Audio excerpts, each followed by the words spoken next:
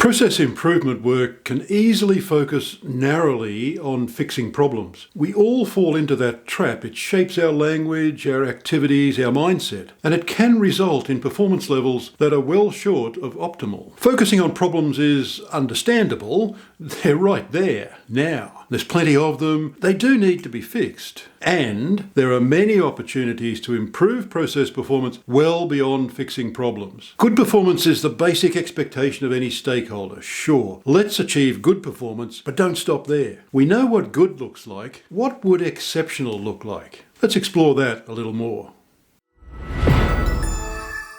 Yes, we need to close performance gaps, but let's not let good be the enemy of exceptional. We don't want to just close those gaps, we want to create some as well. Now let's be clear what I mean anyway by performance gaps. I think this is a useful way to think about it. We can have two different types of performance gap. We can have an opportunity gap and a problem gap. The opportunity is the opportunity to do something different in terms of how we execute the process or to use the process in a different way, or an opportunity to involve different people in the process. Whatever the difference is, the innovation that we can bring to the process. And the problem gap is about current or emergent problems. So it's about performance of the process as it's currently operating. And that's largely going to be indicated by KPI target performance. So we need to be looking at both of these things, and it's a nice way to think about it like this. It works for me anyway. Perhaps it will for you. That we have performance gaps, that's what we're looking for. We want to assess and we want to close. And there are two types of performance gap: opportunity gaps and problem gaps. You'll be familiar with the 5Ws plus H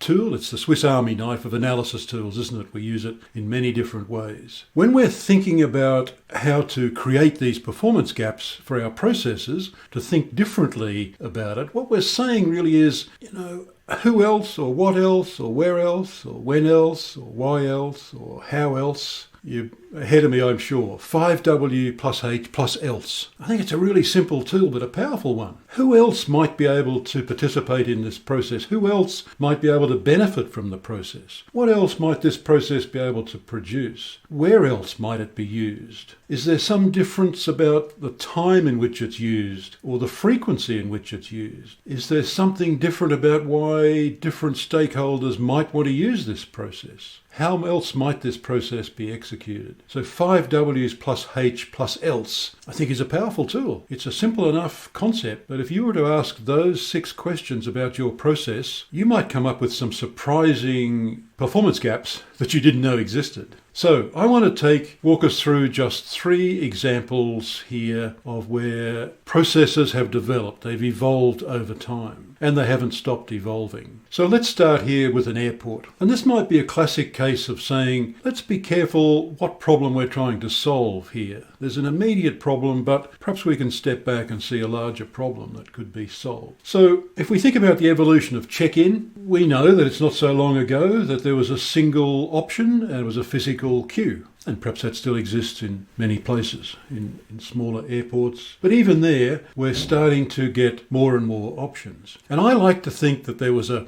process improvement project workshop going one time, and we're trying to get better performance out of the physical queue. Keep the queue to a particular length and minimize the time people are queuing. And I'd like to think someone in that workshop said, why do we need people to check in? What if we just didn't need them to check in? They arrived and got on the plane. Why do we need the queue? Rather than try and improve the queue, why don't we just get rid of it? Well, that was probably not going to work. Maybe there's some good reasons. There's some events that need to happen, check-in. But that brings to mind, doesn't it, the whole idea of zero check-in. And we get a bit closer to that. We've got self-check, we've got online check. Maybe biometrics will help, fingerprints or retinal scans, facial recognition, all of that sort of thing could easily be used for check-in purposes. Maybe also we could just say, hey, the system has detected that Roger's phone just arrived at the airport. And we know Roger's got a flight in a couple of hours. So it's reasonable to think that that phone's in his pocket. So we'll send a text message and we'll say, hi Roger, welcome to your flight. You're in seat XYZ. I don't know if that's possible.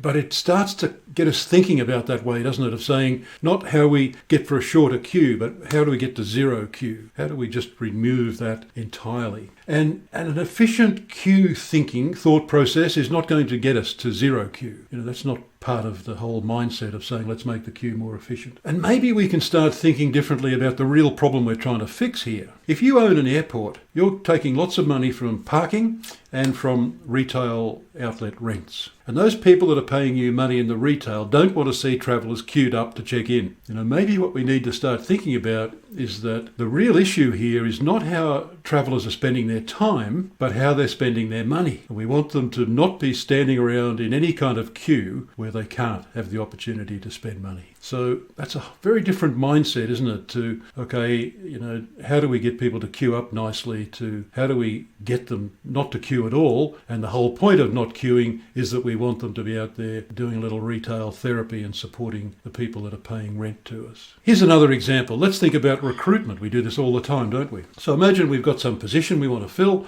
and we go through all the usuals of advertising, interviewing, shortlisting, and we pick the final candidate, ideal person. We make a job offer. Out of the 50 responses we had, the 50 resumes we've got, one of them's a clear winner, and we make the offer and she accepts the job. Job done? Yeah, worked well. We got the perfect person for the job. Now, we also, though, what else do we have? We've got 49 resumes of people who are looking for a new job. Now, of course, we need to be careful. That's personal data. We can't just publish it. There's all sorts of rules about that, as there should be. But they send it to us, so at least in our organisation, we've got 49 resumes of people looking for a job. Now, we may not be able to do anything with it immediately, but maybe it can go into some sort of tracking system. What we don't need to do is just assume that that's waste, that we just discard those 49 resumes. Maybe over time we'd end up with quite a few resumes, and maybe we don't need to go out the advertising route anymore. We've even interviewed some of these people, so we've got some good additional data on them. So maybe that's not waste. Maybe we should be thinking about keeping those resumes, maybe even tracking those people if we think they might be worthwhile in the future. So, that's a whole new way, a whole new value we can get out of that recruitment process. Let's have a think finally about Uber and various other services of a similar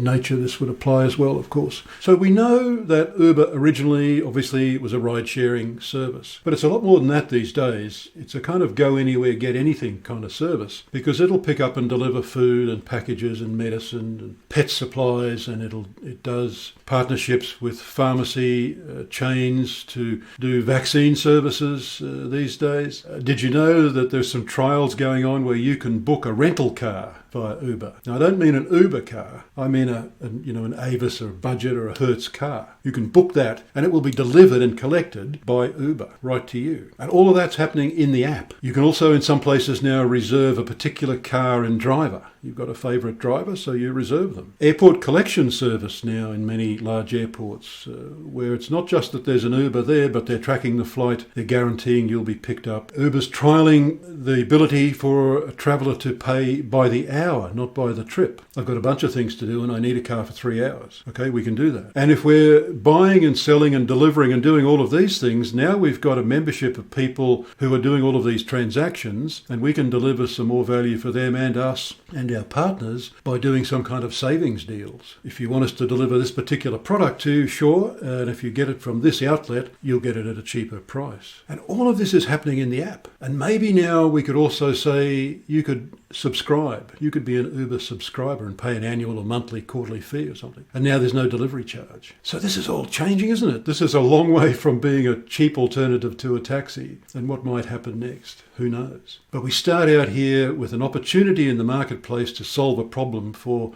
travellers, to provide an equivalent service, rideshare service, a better service than taxis, and perhaps at a cheaper price. But now it's gone well beyond that. And it won't have stopped yet either. So let's try and summarise all of that. It's about creating performance gaps. Sure, we've got to fill them. We've got to solve the problems, but we need to think about those opportunities and think about all sorts of different ways in which we can use the process, and we can put the process to good use. What else can we do? And we've got to look for those things. They won't just pop up very often and announce themselves. We need to search. We need to be actively doing that. And we need to be thinking about what problem are we trying to solve. Maybe we need to reframe the problem sometimes to give us to uncover the opportunity, but all the time mining for those opportunities. 5 W's plus H plus else. And abstracting ourselves from the immediate to say, okay, what is happening here? We're not just running a taxi service. What we've got is the ability to deliver anything from anywhere to anywhere else. And that's a very different concept. So if we're thinking like that, if we're looking for those opportunities, if we're looking to create performance gaps as well as close them, now we're just ramped up the whole process improvement world by several orders of magnitude, perhaps. And the whole purpose of advanced process management, of course, is to do improved process improvement. And that's the purpose of process-based management.